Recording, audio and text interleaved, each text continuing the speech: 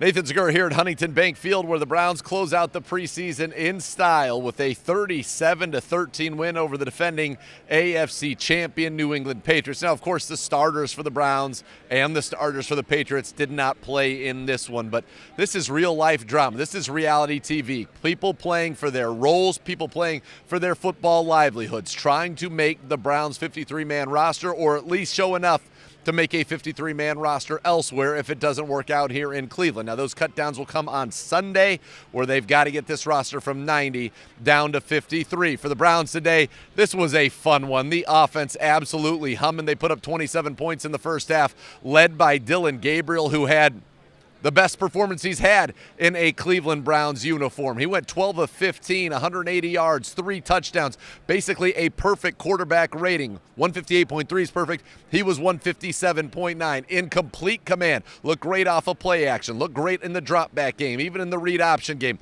And he would just lead this team up and down the field. Now his first 2 touchdowns, Luke Floria. He just continues to do it. He had a 3rd touchdown that was called back. The ball just touched the ground. But Luke Floria now, 2 games here, scores 3 times. He has the big catch in Chicago, making an absolute push to make this roster, the local kid from Menor, to make this roster here on the Cleveland Browns. That was fun to watch. The young running backs, Rocket Sanders, had a great day running the football. Amani Marshall caught a touchdown pass from Dillon Gabriel. Devon Booth had 40 yards, was hitting spin moves like it was Madden en route to his touchdown. The Browns even had a guy named Ben Patterson have 2 catches, lead the team in receiving over 70 yards from the University of Texas, Perryman Basin. What? Where is that from? Permian Basin. I even misspelled it. Only the 2nd player ever from that school to be on an NFL roster. At 6'5", he stood out today.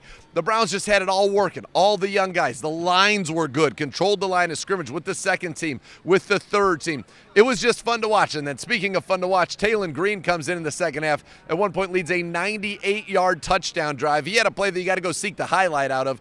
Looked like he was going to run himself into a safety. The next thing you know, he's sprinting down the field for 30 yards. In fact, he would be the team's leading rusher. In fact, he'd be the game's leading rusher here. 8 carries, 66 yards in this one for Taylon Green. Also completed 5 of his 7 passes. He is fun. I think there is a world in which you can have him in certain packages in the red zone because he changes the numbers in the run game. He now turns it from 10 on 11 to 11 on 11 or even 11 on 10 in those read options, and when he makes those defensive ends play flat-footed because they respect his speed. So that was great to watch. All in all, great performance on the offense. Andre Schmidt made all 7 of his kicks, 3 for 3 on field goals, 4 for 4 on extra points, a long field goal today of 47 yards. Heck, even Corey Bojorquez hit a beautiful 55-yarder to the sideline.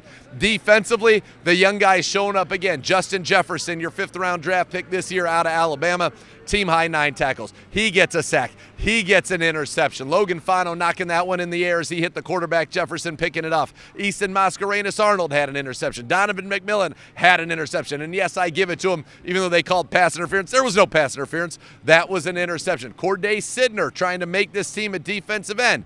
Had a sack, his 2nd of the preseason.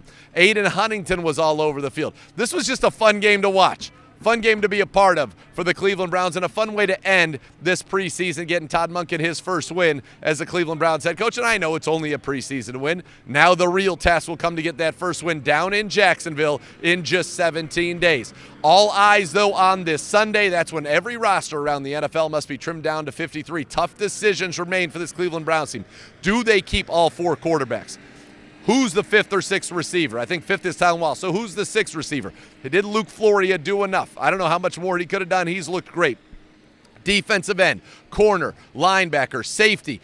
A lot of places, tight end, a lot of decisions going to have to be made here for general manager Andrew Berry to get this roster down to the initial 52. Remember, that's just the initial. Then the cuts happen around the league. You have a chance to claim guys off of waivers and then kind of get to your set 53 as you get ready to roll into the season and then set your practice squad of 16 guys on top of that. So good end here, 37-13 win. A lot of young guys making contributions here. It was fun to watch Dillon Gabriel put on a show. Taylon Green put on a show.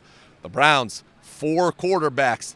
We have not seen that in quite some time. We could see that this year. ClevelandBrowns.com, the Browns mobile app. We're going to have all of this covered for you on the cut downs to 53. So keep your eyes out for that.